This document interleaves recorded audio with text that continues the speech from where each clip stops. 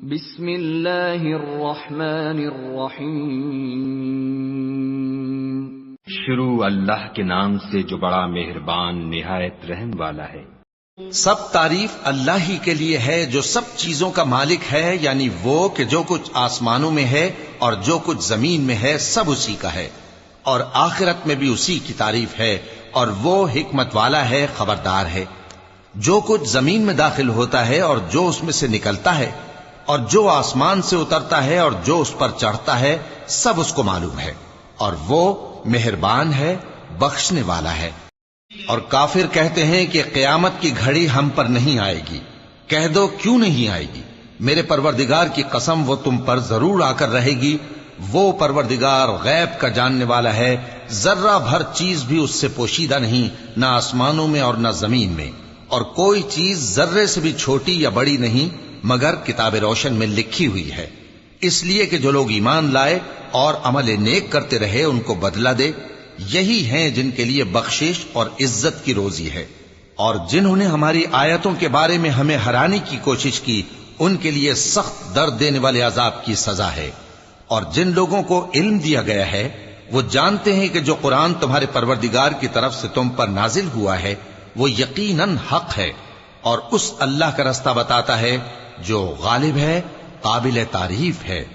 اور کافر کہتے ہیں کہ بھلا ہم تمہیں ایسا آدمی بتائیں جو تمہیں خبر دیتا ہے کہ جب تم مر کر بالکل ریزہ ریزہ ہو جاؤ گے تو تم نئے سرے سے پیدا ہوگے؟ یا تو اس نے اللہ پر جھوٹ باندھ لیا ہے یا اسے جنون ہے۔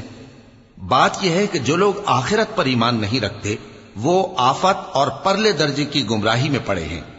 کیا انہوں نے اس کو نہیں دیکھا جو ان کے آگے اور پیچھے ہے، یعنی آسمان اور زمین؟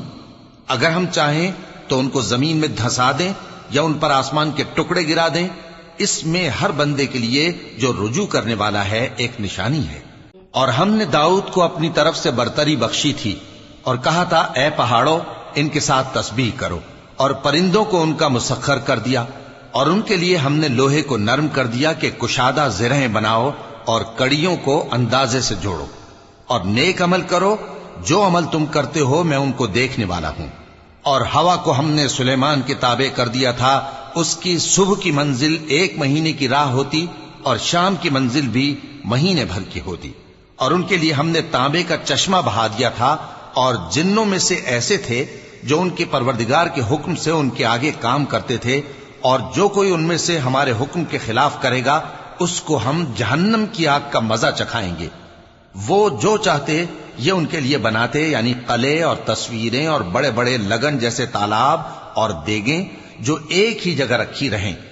اے آل داؤد شکر کرتے رہو، اور میرے بندوں میں شکر گزار تھوڑے ہیں۔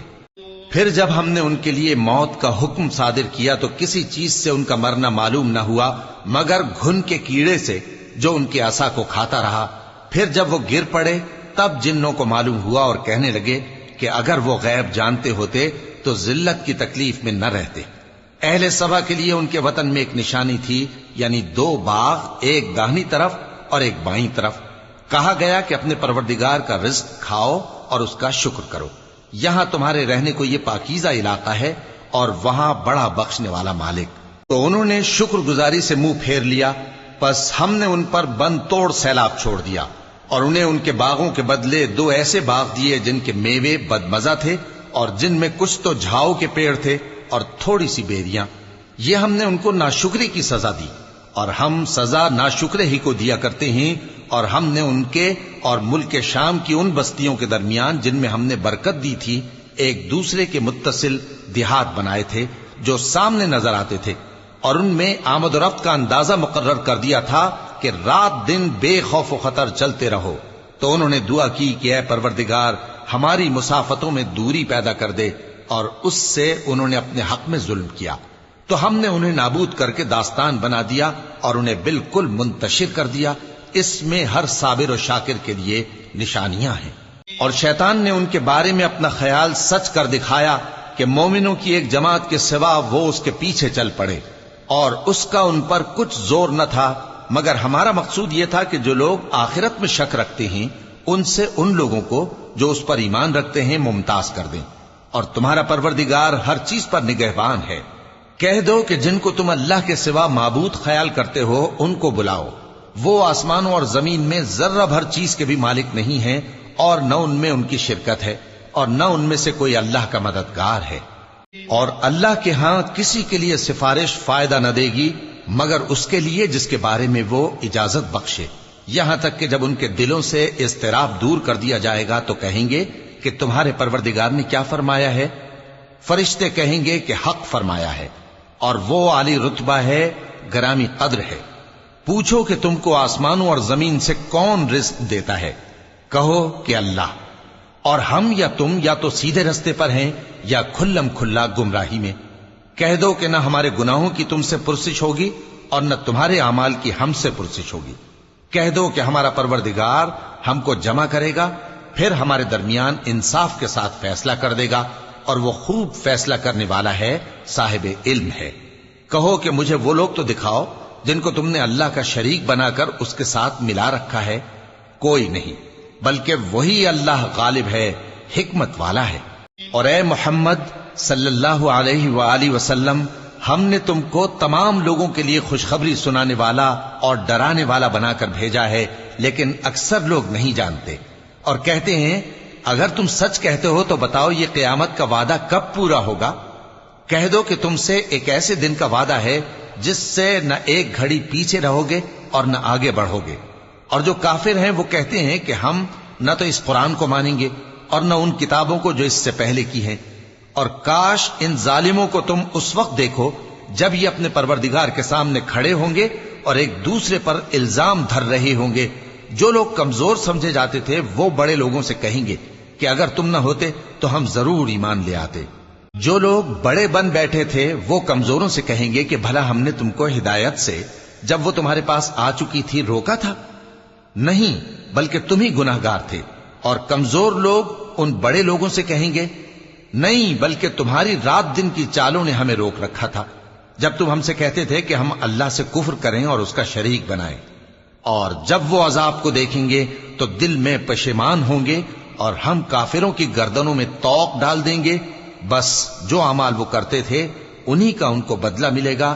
اور ہم نے جس بستی میں بھی کوئی ڈرانے والا بھیجا تو وہاں کے خوشحال لوگوں نے یہ ضرور کہا کہ تم لوگ جو چیز دے کر بھیجے گئے ہو ہم اس کو نہیں ماننے کے، اور یہ بھی کہنے لگے کہ ہم بہت سا مال اور اولاد رکھتے ہیں اور ہم کو عذاب نہیں ہوگا۔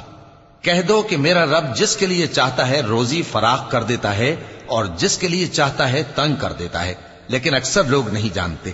اور تمہارے مال اور اولاد ایسی چیز نہیں کہ تم کو ہم سے قریب کر دیں۔ ہاں، ہمارا مقرب وہ ہے جو ایمان لایا اور عمل نیک کرتا رہا۔